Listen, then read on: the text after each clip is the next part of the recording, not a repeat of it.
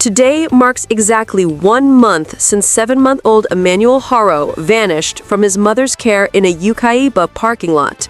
30 days, 4 weeks, a full month of unanswered questions, unanswered cries, and unanswered pleas for justice. The grief surrounding this family is profound, and the local community continues searching for understanding. Our team conducted thorough on-the-ground research in the Haro neighborhood. We spoke to neighbors, local residents, and a family friend who lives just steps away from the Haro home. This friend has observed the family closely for years and shared details that have never been reported before. These are first-hand accounts, not online rumors or hearsay. Through our investigation, we learned a troubling truth. Emmanuel and his siblings were not born in hospitals, but at home. Their births were never officially registered. No medical professional ever saw them in a formal capacity, and child services were unaware of their existence. In the eyes of the system, these children were effectively invisible. This secrecy has profound consequences. When a child exists outside official oversight, questions of safety, protection, and accountability become urgent. Today we bring you the truth, backed by our investigation, evidence that will form part of the upcoming court hearing scheduled in just 2 days. Emmanuel's story deserves to be heard, and this is where we begin uncovering it. The family friend we spoke with lives extremely close to the Haros and has observed their household for years. He described patterns that most neighbors never noticed. He explained, the children were rarely seen by anyone outside the household. Births happened at home quietly without anyone else knowing. There were no official registrations. Doctors never visited. Child services were never involved. In the eyes of the authorities, these children simply did not exist. I watched over time, and it became clear that if something happened, there was no safety net in place for these children. He shared that the family maintained strict routines inside the house. Interaction with neighbors was minimal, mostly greetings from a distance. Children were seen playing occasionally in the yard, but those sightings were brief and inconsistent. The adults often appeared cautious and deliberately private, reinforcing the idea that the children were kept shielded from public scrutiny. Our team documented these observations carefully. They are part of the evidence for the upcoming court hearing and illustrate the long-standing environment of secrecy surrounding Emmanuel Haro. Emmanuel Haro's disappearance highlights a troubling reality. A child living in near total isolation, suddenly gone, without anyone outside the household fully understanding his life or well-being. Neighbors told us that Emmanuel's routines were largely confined to the home. He was rarely seen outside, had no documented medical visits, and had minimal contact with the community. The lack of records, oversight, and visibility created a perfect storm where a child could disappear without immediate notice. This isolation raises crucial questions.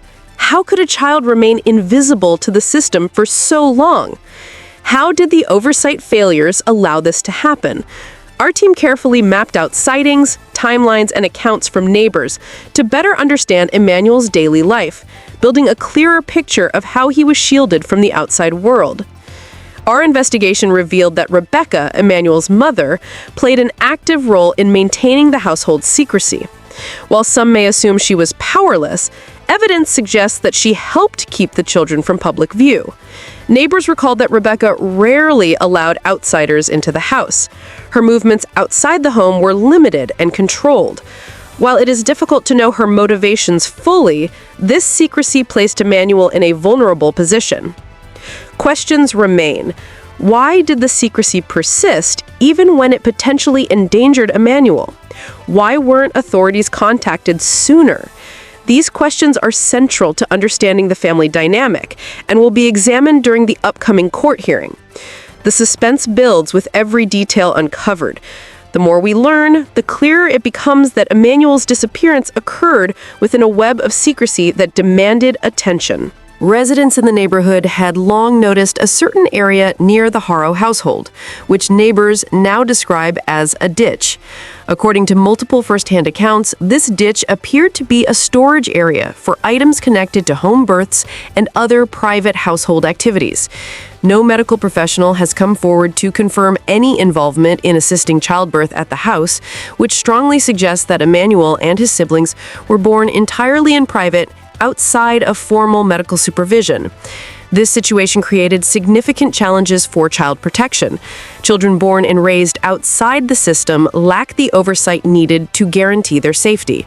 Neighbors recounted that while they occasionally saw the children playing outside, there was no routine contact, no monitoring, and no official observation from authorities.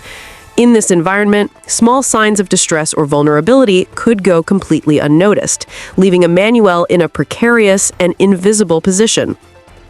The presence of the ditch and the secrecy surrounding it highlights the extraordinary level of privacy maintained within the household.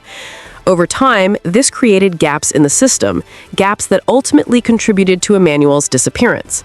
Our team carefully documented these observations as part of the evidence for the upcoming court hearing. On the same day Emmanuel was reported missing, the 2-year-old sister was mentioned publicly for the first time. Neighbors had seen her before, but until that day, her existence had never been officially acknowledged.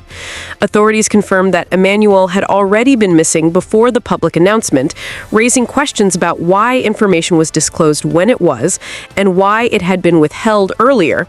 The timing points to a pattern of secrecy, delayed reporting, and limited transparency, which complicated understanding the full situation. Our team meticulously mapped the sequence of events, showing that public recognition of the sister coincided with increasing scrutiny over Emmanuel's disappearance.